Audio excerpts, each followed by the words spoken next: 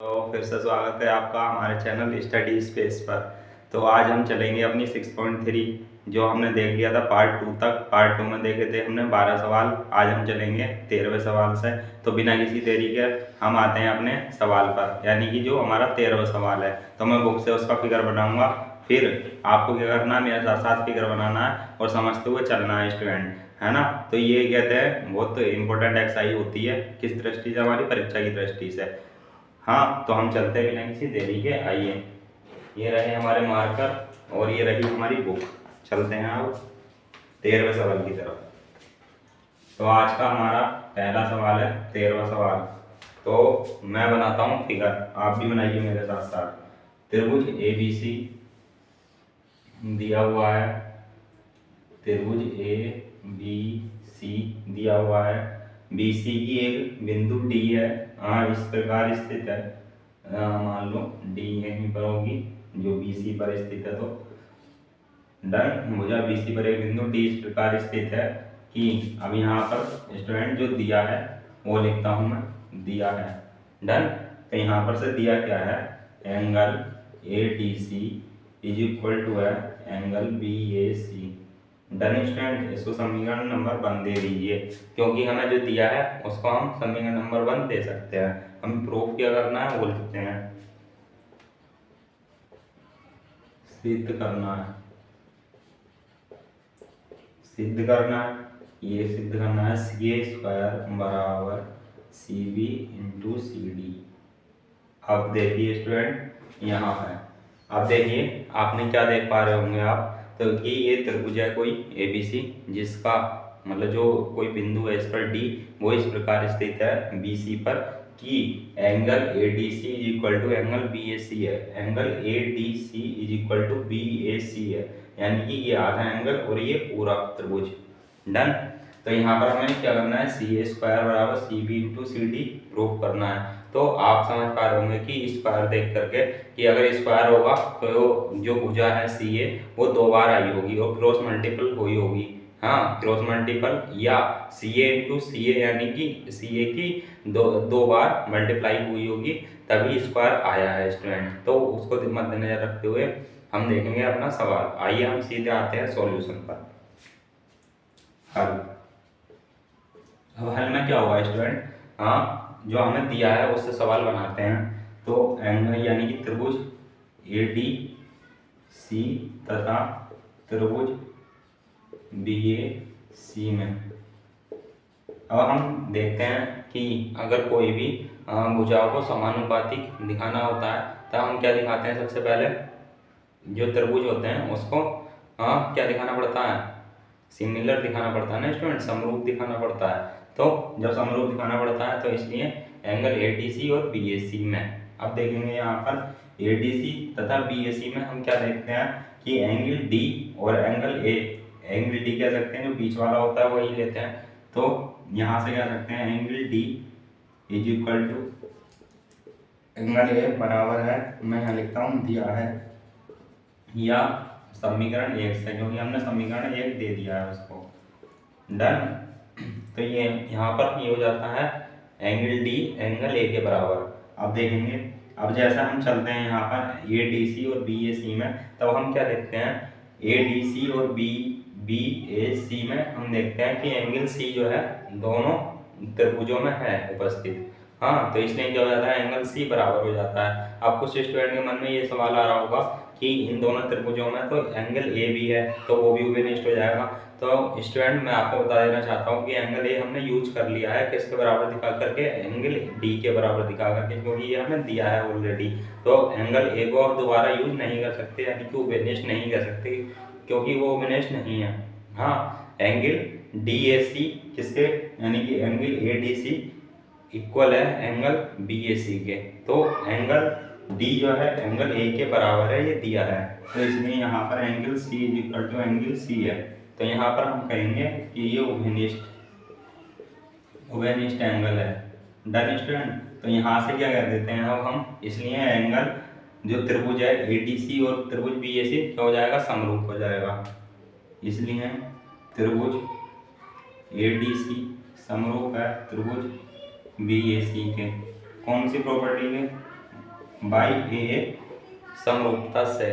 Done student. तो यहाँ पर जब ये समरूप त्रिभुज हो जाते हैं तो आपको पता है या आपको ज्ञात है कि समरूप त्रिभुजों की जो भुजाएं होती हैं, भुजाओं का अनुपात समानुपात में होता है, यानी कि भुजाएं समानुपातिक होती हैं। तो इसलिए यहाँ पर क्या होगा, अब स्टूडेंट ए डी अपॉन क्या होगा, ए डी अपॉन बी ए। अब लेकिन हमें लेना क्या है वो भी देख लेंगे हम, A B upon B A. अब क्या लेंगे, D C upon A C. Done student. अब देखो क्या मैंने क्या लिया, A D upon B A D upon B A. Done. D C upon A C. Done student. अब क्या लेंगे, A C upon B C, A C upon B C. Done student. अब देखिएगा यहाँ पर हम क्लियरली देख पा रहे होंगे कि यहाँ पर देखो सी ए स्क्वायर है, आप इसको सी ए स्क्वायर भी लिख सकते हो, क्योंकि हमें जो प्रूफ लगा है ना, वो भी तो हमें प्रूफ पे भी तो नजर रखनी है ना। तो स्टूडेंट इसलिए क्या करना होगा, इसे सी ए लिख सकते हो आप, ए सी को सी ए लिख सकते हो, सी ए लिख सकते हो। Done student. इसको सी भी लिख सकते हो क्योंकि ये हमें प्रूफ में दिया है, ये सी भी लिख सकते हो आप, इसको सी डी लिख सकते हो। ये हो गया स्टूडेंट। अब देखो आप यहाँ से देख पा रहे होंगे क्लियरली, क्या देख पा रहे होंगे कि हमें जो ये तो लाना नहीं है ना, लेकिन ये सब क्या है आपस में बराबर है, तो हम इसको और इसको ले लेंगे केवल, है ना। तो यहाँ से इसलिए C D upon C A is equal to C A upon C D. अब इनकी क्रॉस मल्टीप्लाई करेंगे हम, तो C A square is equal to C B into C D. Done student. तो यही तो हमें प्रूव करना था, तो क्या लिखेंगे हम यहाँ पर, इति सिद्धम। तो उम्मीद करता हूँ आप अच्छे से समझ पाए होंगे स्टूडेंट। और हम चलते हैं अपने नेक्स्ट सवाल की तरफ। तो ये समझ में आया, एक बार और रिकैप कर देता हूँ कि हमें कोई त्रिभुज दे रखा था ABC, जिसकी भुजा BC पर बिंदु D इस प्रकार था कि एंगल ADC और BAC बराबर दे रखे थे। तो हम क्या कहेंगे, और हमें ये प्रूव करना था सी ए स्क्वायर बराबर C B into C D. तो हमने देखा कि ये सी बी और सी ए सी डी किस में है, सी ए सी बी और सी डी किस में है, एंगल ADC और BAC में उपस्थित है। इसलिए हमने त्रिभुज ये ADC और BAC हमने लिए, हमने इसको समरूप सिद्ध करा। समरूप त्रिभुज की जो भुजाएं होती हैं समानुपातिक होती हैं स्टूडेंट, उससे हमारा क्या आ गया, आंसर आ गया। हम चलते हैं यानी कि 14वें सवाल पर। इस तरीके से ये हमारा प्रूफ हो जाता है।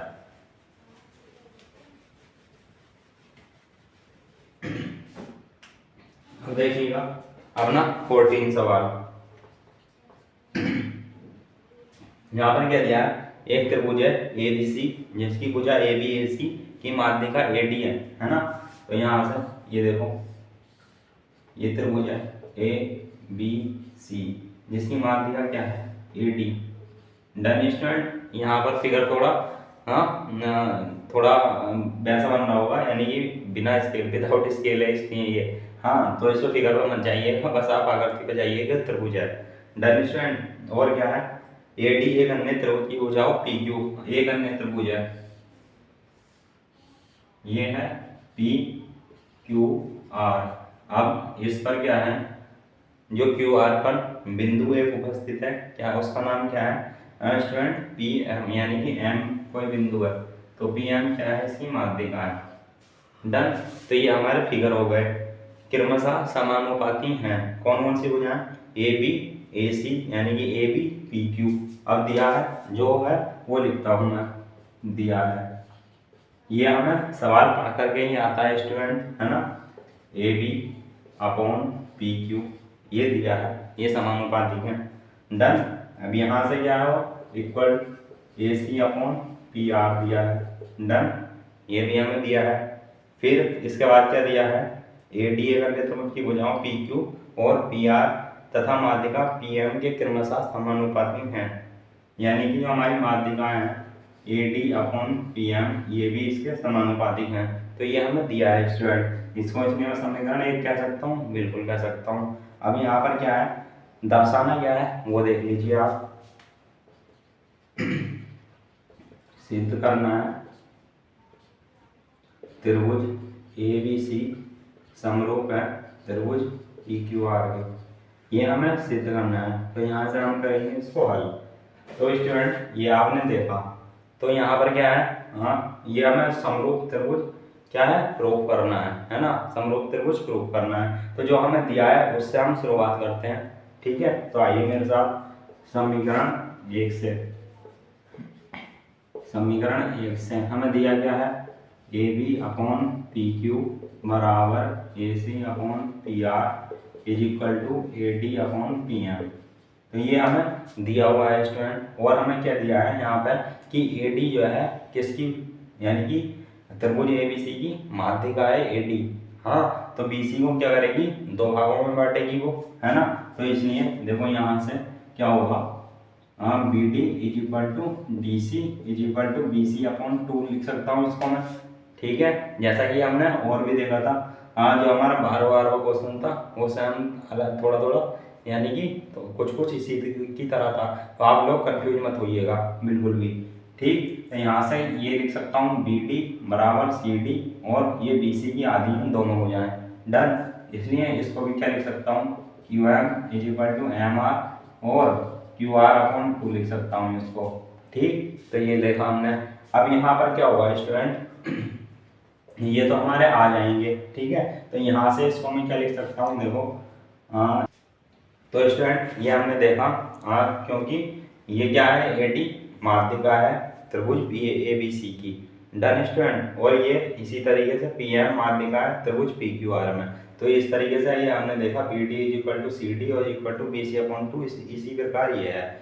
तो अब हम देखेंगे यहाँ पे समीकरण 1 से हमने ये लिखा, तो यहाँ पर देखो AD/PM है। तो यहाँ पर क्या होता है ना स्टूडेंट, जब भी कोई माध्यिका होती है, माध्यिका के सामने वाली भुजा, हाँ माध्यिका के सामने वाली भुजाएं और माध्यिका का अनुपात क्या होता है, बराबर होता है स्टूडेंट। तो इसको करने के तो और भी तरीके हैं, लेकिन हम शॉर्ट मेथड अपनाएंगे क्योंकि हमें तो क्या लाना है, प्रूफ लाना है ना, इसलिए। तो यहाँ पर एक लाइन लिखो, माध्यिकाओं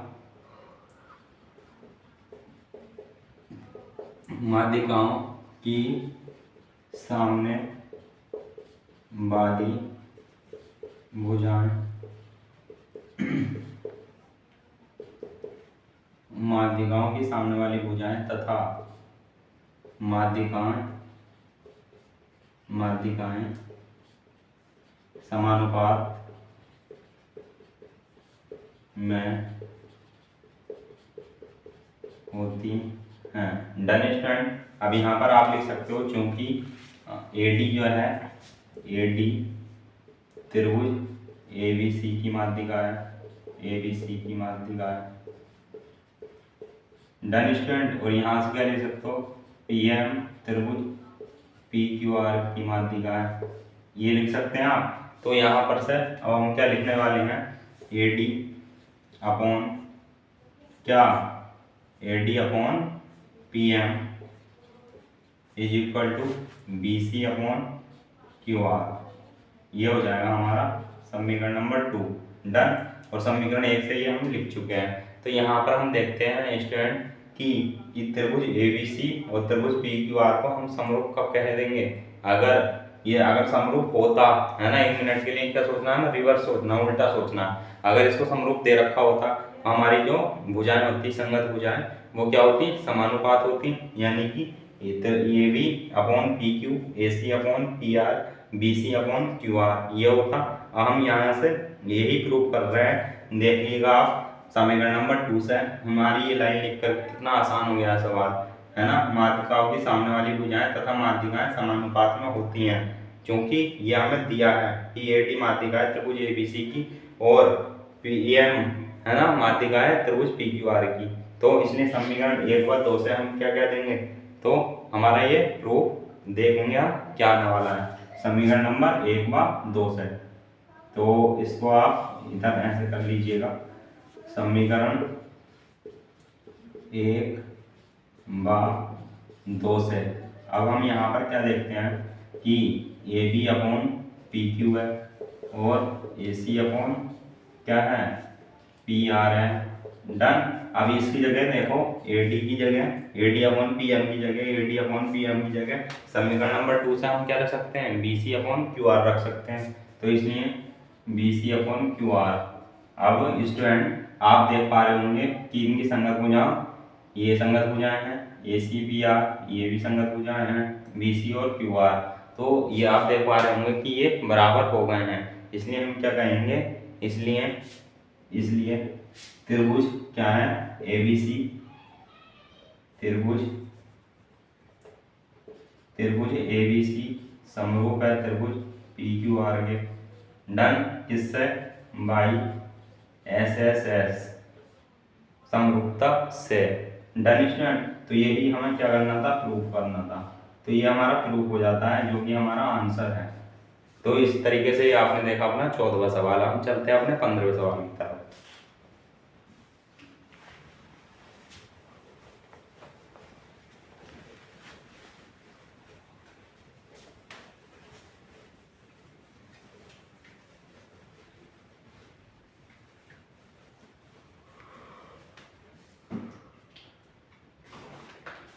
यह है हमारा 15वां सवाल स्टूडेंट। तो थोड़ा जुकाम हो रहा है स्टूडेंट, आवाज में कोई प्रॉब्लम हो तो आप वीडियो को प्लीज क्या करके देख लीजिएगा, पॉज करके देख लीजिएगा, कोई दिक्कत आएगी नहीं वैसे।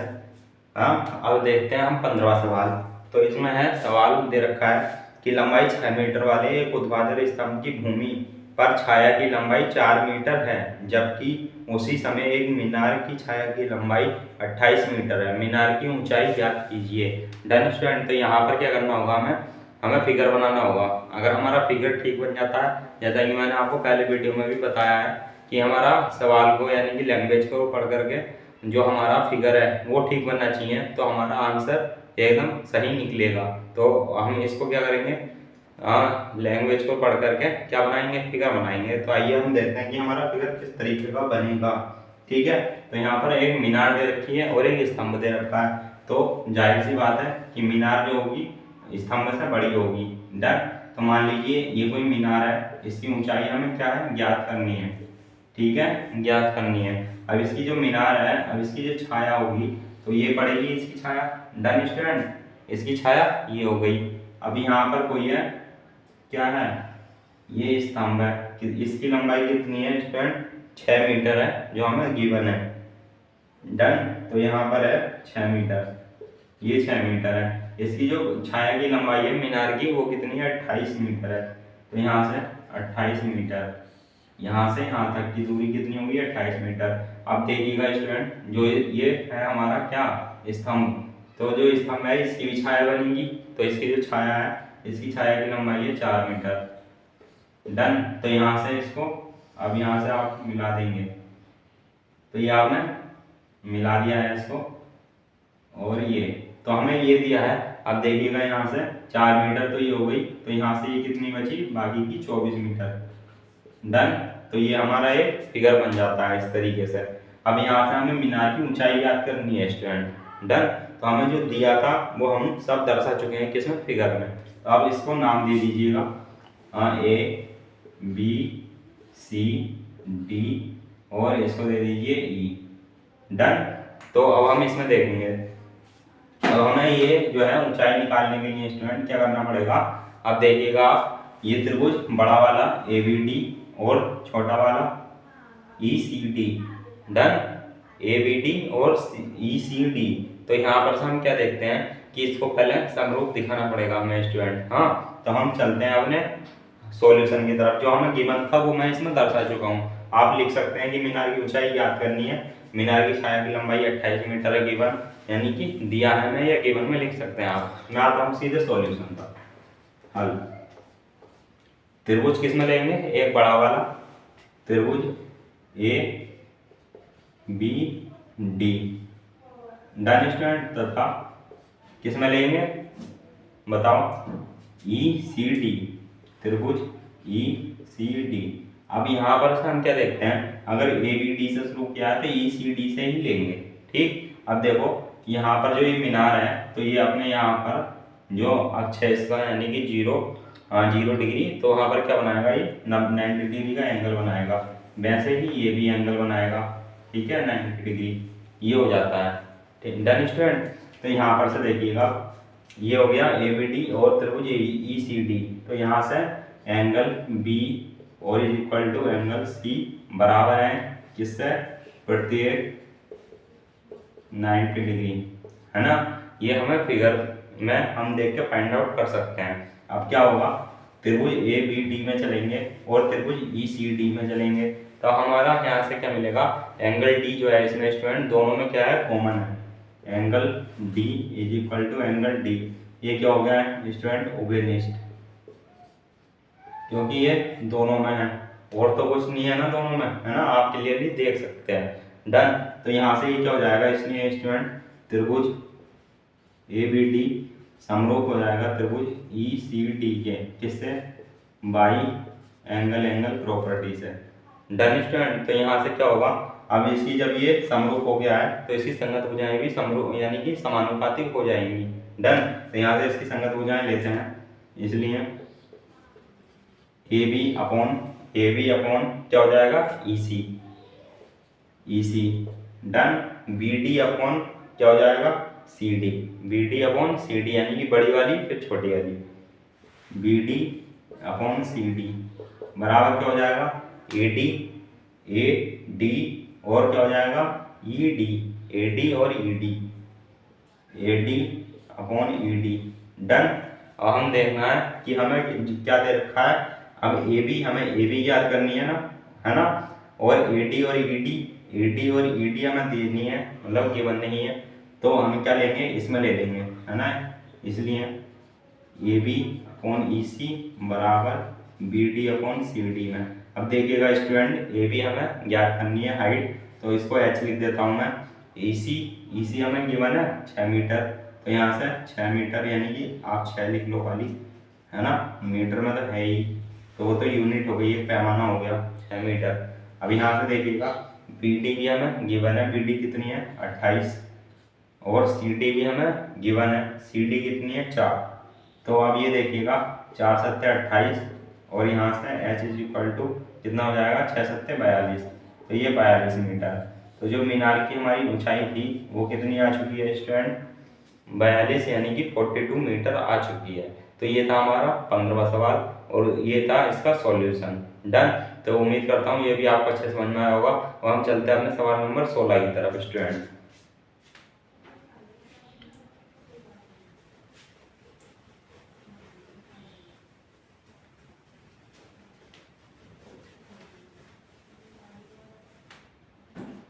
मैं 16वें सवाल का यानी कि क्या बनाता हूँ, फिगर बनाता हूँ, फिर हम करेंगे उसका सॉल्यूशन।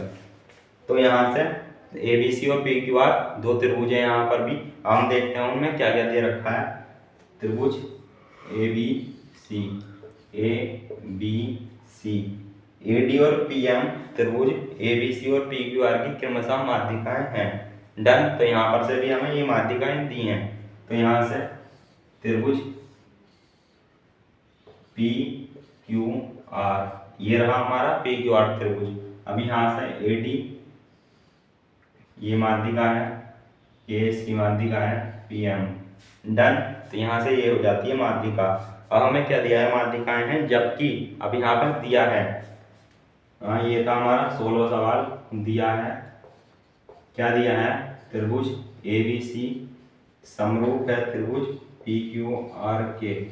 Done student. यहाँ पर ये दिया है, जो हमें प्रूव करना है वो भी लिखता हूँ, सिद्ध करना है A B upon P Q बराबर A D upon P M, ये हमें प्रूव करना है स्टूडेंट, और हमें ये गिवन है। अब देखिएगा यहाँ पर ये है माध्यिकाएं। डन। तो यहाँ से देखो, पहले जब माध्यिकाएं हैं तो हम यहाँ से ये होना चाहिए, हम यहाँ पर ये बना लेंगे सबसे पहले कि बी डी बराबर सी डी होगा और बी सी अपॉन हाफ होगा, यानी कि बी सी का आधा, ये दोनों बराबर होंगे। ठीक है। तो यहाँ से ये हो जाता है जब माध्यिकाएं होती हैं, यहाँ से क्यू एम बराबर एम आर और क्या हो जाएगा, क्यू आर अपॉन 2। डन। तो यहाँ से ये हो जाता है, और चूंकि अब देखो यहाँ से ये हो गया समीकरण नंबर 1। अब यहाँ से हल शुरू करते हैं हम, हल। अब हम दिया है उसी से लेते हैं सवाल में, शुरुआत करते हैं जो दिया होता है। तो यहाँ से दिया है, यहाँ से दिया है, तो चूंकि त्रिभुज ABC समरूप है त्रिभुज PQR के। अब यहाँ से हमें क्या पता चल जाता है कि जब ये समरूप है तो इसकी क्या होगा, जो भुजाएं होंगी, भुजाएं क्या होंगी, समानुपातिक होंगी। तो इसलिए हम क्या लेंगे, AB अपॉन, इसलिए AB अपॉन PQ बराबर BC अपॉन QR बराबर AC अपॉन PR।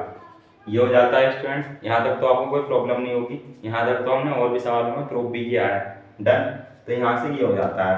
अब देखिएगा स्टूडेंट, यहाँ से क्या करना है हमें, AB upon PQ, AB upon PQ और AD upon PM, AD upon PM। तो ये किस में है, त्रिभुज ABD और PQM में ये हमें दोनों भुजाएं दिखाई देती हैं स्पष्टता।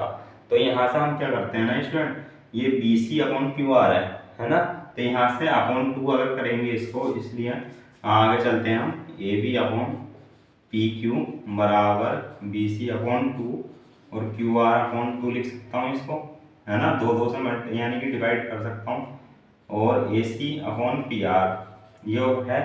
डन। तो यहाँ से क्या है, इसको क्या लिख सकते हैं हम, BD।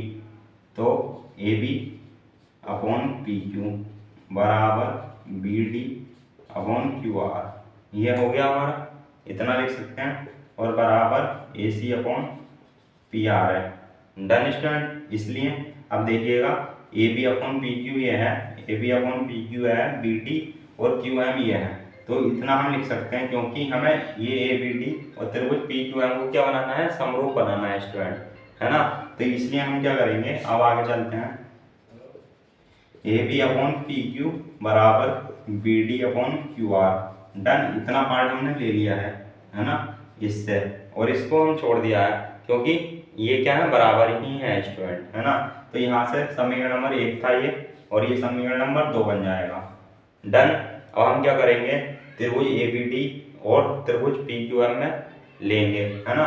तो इसलिए त्रिभुज ABD तथा त्रिभुज PQM में ये लेंगे हम स्टूडेंट।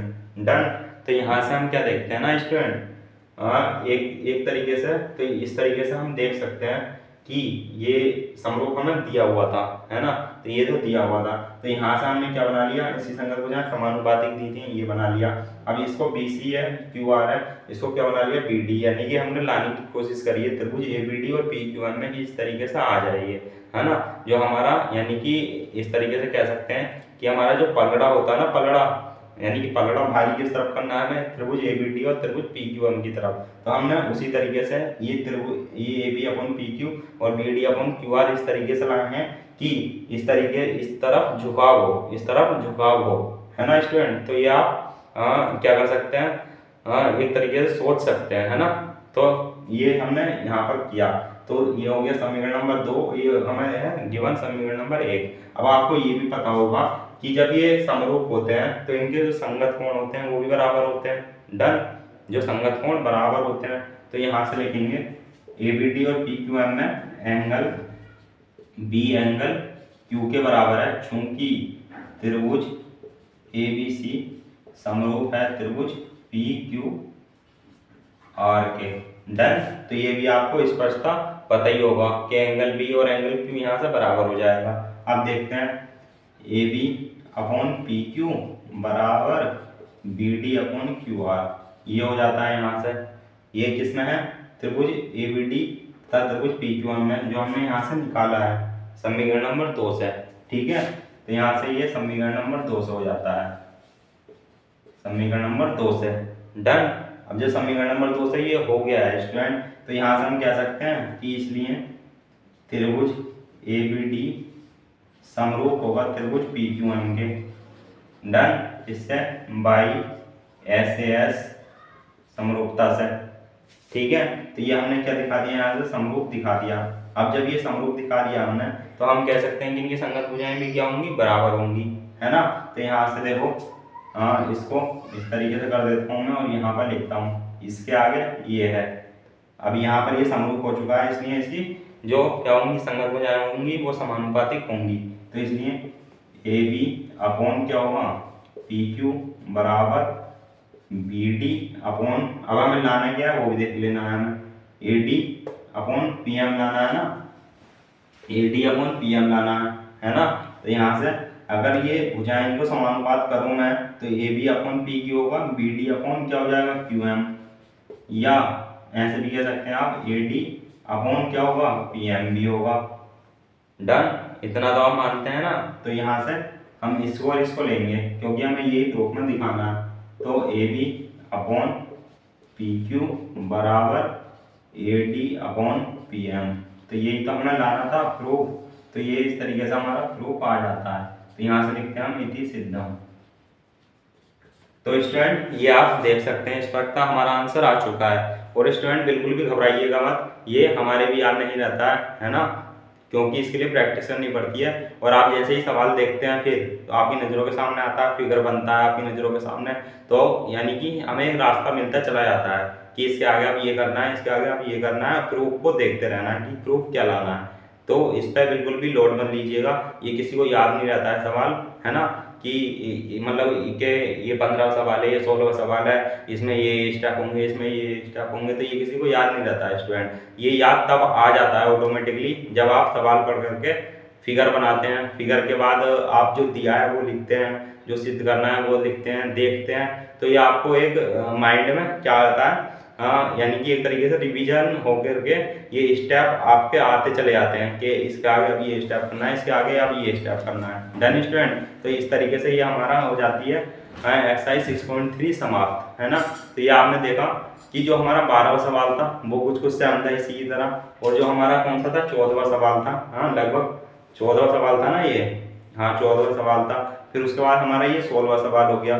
तो ये लगभग ना सेम है स्टूडेंट, है ना, जो हमें दे रखा है या जो हमें प्रूव करना है। तो इसमें बिल्कुल भी कंफ्यूज मत होइएगा, आपके समझ जैसे ही सवाल आएगा जो दिया होगा या जो आप सिद्ध करना होगा जो लिखोगे तो क्या होगा ना स्टूडेंट, ये आपको पता चल जाएगा कि अब हमें इसके आगे ये स्टेप करना है और ये हमें प्रूफ लाना है।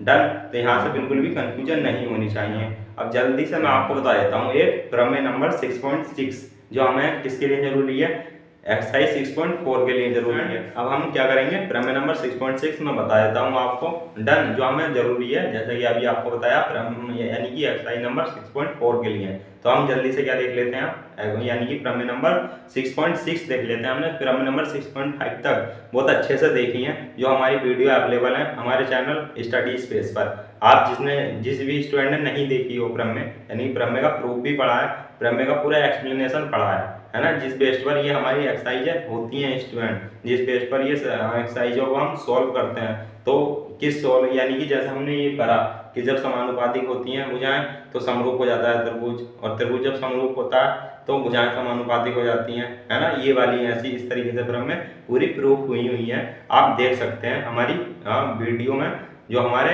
चैनल पर आपको अवेलेबल है। तो हम प्रमेय नंबर 6.6 शुरू करते हैं। इसको मैं रफ कर देता हूँ, ये आपने लिख लिया होगा और अच्छे से रिवीजन भी कर लिया होगा इतनी देर में। तो इतनी देर में मैंने आपको कुछ बताया। डन, तो यहाँ से ये देखिए ये हो जाता है। अब मैं इसको रफ करता हूँ।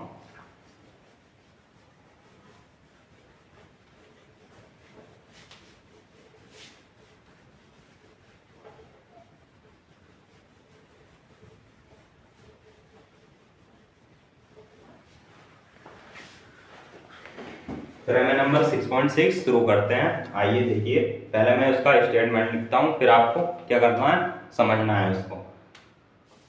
प्रमेय नंबर 6.6 डन। तो यहाँ से देखो, दो समरूप त्रिभुज के क्षेत्रफल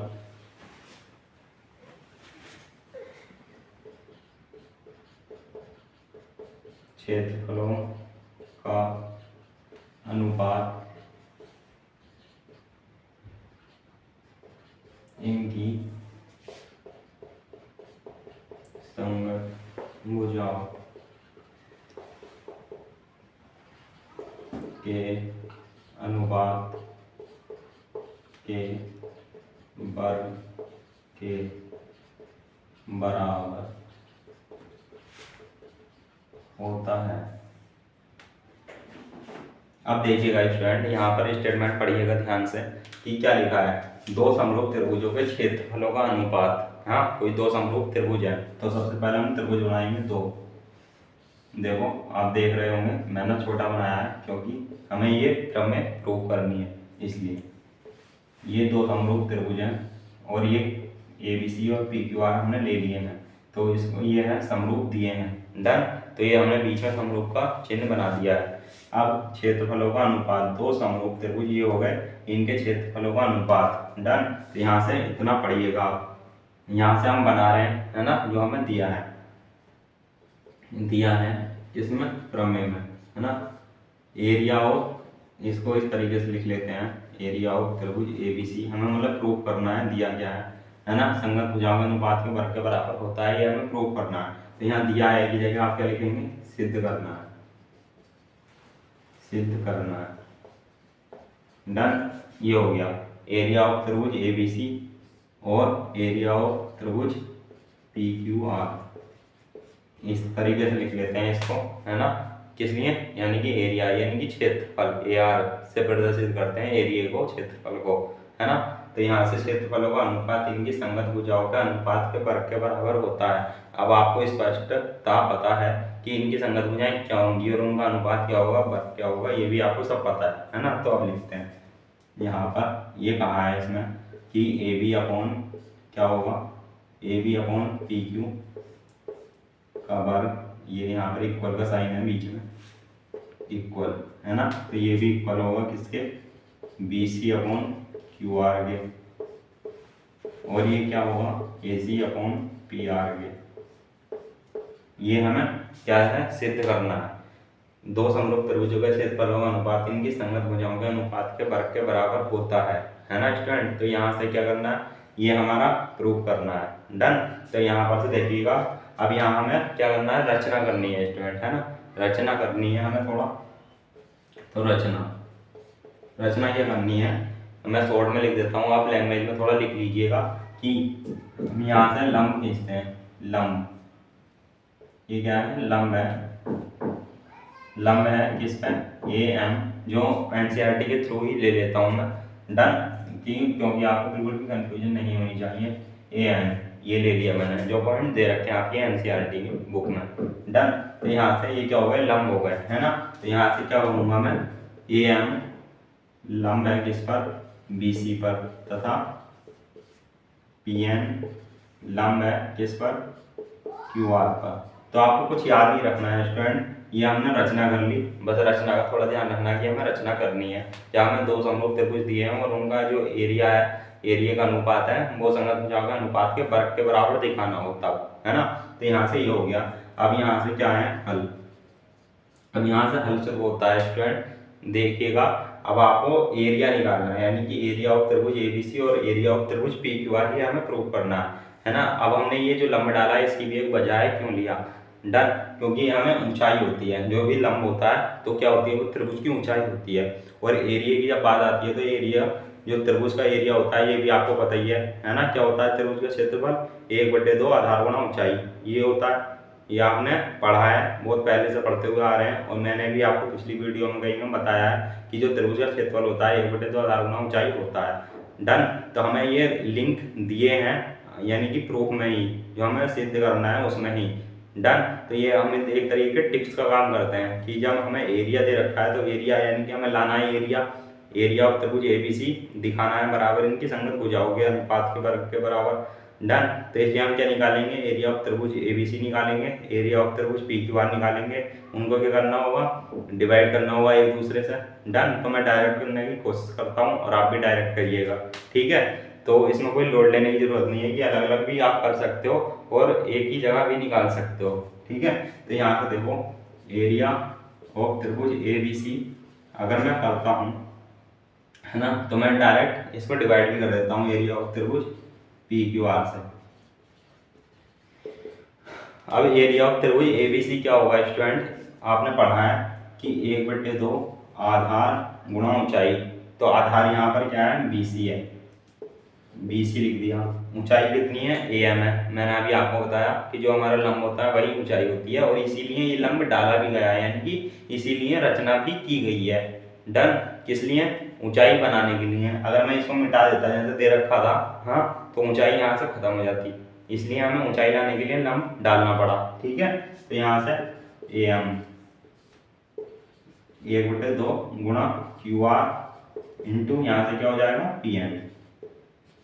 तो स्टूडेंट ये हमारा आ जाता है। अब देखिएगा आप इसको बुक से भी कर सकते हो, लेकिन स्टूडेंट जितनी मैंने आपको बातें बोली, जितना मैंने आपको समझाया, ये किताब में नहीं है। हाँ, ये किताब में समझाया हुआ नहीं है, जो भी आपको मैंने थ्योरी बोला, ठीक है, ओरली समझाया आपको, ना ही किताबें बोलती हैं। इसलिए किसकी जरूरत होती है? हमें एक मार्गदर्शक की जरूरत होती है।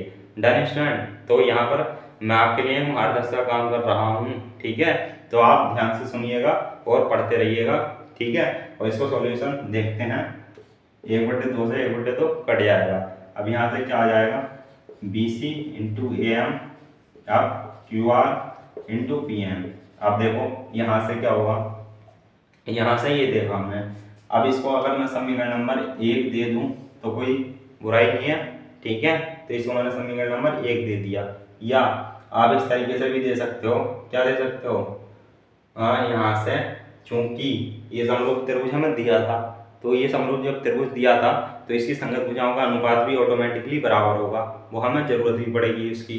ठीक है, तो उसके आगे लिखेंगे आप, यानी कि जैसे जैसे हम स्टेप बढ़ते जाएंगे, जब जरूरत होगी तो लिखेंगे। ठीक है, आप इतने ध्यान में रखिएगा कि ये समरूप त्रिभुज है तो इनकी संगत भुजाओं का अनुपात भी वर्ग के बराबर होगा, वर्गनी संगत भुजाओं का अनुपात भी बराबर होगा। ठीक है, तो ये देखिएगा यहाँ से हमें प्रूफ क्या लाना है, ये B C upon Q R हमारा आ चुका है, और B C upon Q R का स्क्वायर लाना है स्टूडेंट। जब हमें स्क्वायर लाना होता है स्टूडेंट, तो यहाँ से B C upon Q R यानी कि ए एम अगर P N, A M upon P N is equal to P Q upon B C upon Q R, यानी कि A M upon P N और is equal to B C upon Q R अगर दिखा दें हम, तो यहाँ से यह आ जाता है हमारा। अगर हम B C upon Q R into B C upon Q R कर दें तो हमारा B C upon Q R का होल स्क्वायर हो जाएगा। तो वही हम करने की कोशिश करते हैं। तो आइए देखिएगा, तब ए एम और पी एन देखो किस में है, A M upon P N किस में है, त्रिभुज ए बी एम और त्रिभुज पी क्यू एन में हमारा उपस्थित है ए एम और पी एन। तो यहाँ पर से वही लेने की कोशिश करेंगे हम। ठीक है, अब यहाँ से इधर से ही देखिएगा, इसलिए त्रिभुज ए बी एम तथा त्रिभुज पी क्यू एन में, तब यहाँ से क्या होगा स्टूडेंट? देखिएगा आप यहाँ से एंगल बी और एंगल क्यू क्या हो जाएगा student? Is equal to 90 degree. 90 नहीं कहेंगे इसको, ये क्या कहेंगे? संगत कोण, संगत कोण है ना, क्योंकि आई बताऊंगा क्यों संगत कोण। क्यों? त्रिभुज ए बी सी समरूप है त्रिभुज पी क्यू आर के। तो रीजन समझ आया स्टूडेंट? ठीक है, अब यहाँ से देखिएगा angle M is equal to angle N दिखाएंगे। ये क्या दिखाएंगे? प्रत्येक 90 डिग्री। ये प्रत्येक 90 डिग्री है चूंकि लंब है ना, ये माध्य का नहीं है स्टूडेंट, लंब है यहाँ पर, तो ये 90 डिग्री होगा। तो इसलिए त्रिभुज ए बी एम समरूप हो जाएगा त्रिभुज पी क्यू एन के। डन। अब यहाँ से जब ये समरूप होगा स्टूडेंट, तो यहाँ से क्या होगा? संगत भुजाएं भी बराबर होंगी, है ना। तो यहाँ से देखो A B upon P Q बराबर, हमें क्या लेना है? A M upon P N, हमें तो यही चाहिए ना। ठीक है, A B upon P Q चाहिए और क्या चाहिए? A M upon P N. ये क्यों चाहिए हमें? अभी बताता हूँ। ठीक है, तो इधर आइए, यहाँ तक हमने देखा। अब चूंकि त्रिभुज ए बी सी समरूप है त्रिभुज पी क्यू आर के, तब यहाँ से क्या होगा student? A B upon P Q और A C upon P R और B C upon Q R, ये क्या होंगे? बराबर होंगे, क्योंकि क्या है? ये समरूप है त्रिभुज। तो इसको क्या कहेंगे? ये समीकरण नंबर 3 हो जाएगा, है ना। तो यहाँ से ये समीकरण नंबर 3 हो जाता है हमारा। अब आप देख पा रहे होंगे कि B C upon Q R किसके बराबर है? A B upon P Q के बराबर है यहाँ से। और हमने ये सिद्ध करा है यहाँ से कि A M upon P N की जगह हम क्या रख सकते हैं? A B upon P Q रख सकते हैं। इसको समीकरण नंबर 2 दे दो, और मैंने दे दिया था डायरेक्ट समीकरण नंबर 3। ठीक है, तो इसको समीकरण नंबर 2 दे दो। अब यहाँ से क्या होगा, समीकरण नंबर 1 2 3 से, ठीक है, 1 2 3 से मैं 2 स्टेप में नहीं करूँगा, एक ही स्टेप में कर दूंगा कि B C upon Q R किसके बराबर है, A B upon P Q के, और A B upon P Q किसके बराबर है, A M upon P N के। तो यानी कि यहाँ से A B upon P Q और ए एम पी एन की जगह क्या रखता हूँ, A B upon P Q. ठीक है, समझ पा रहे हैं ना आप। तो यहाँ से क्या कहूँगा मैं, समीकरण नंबर 1 2 व 3 से, डन।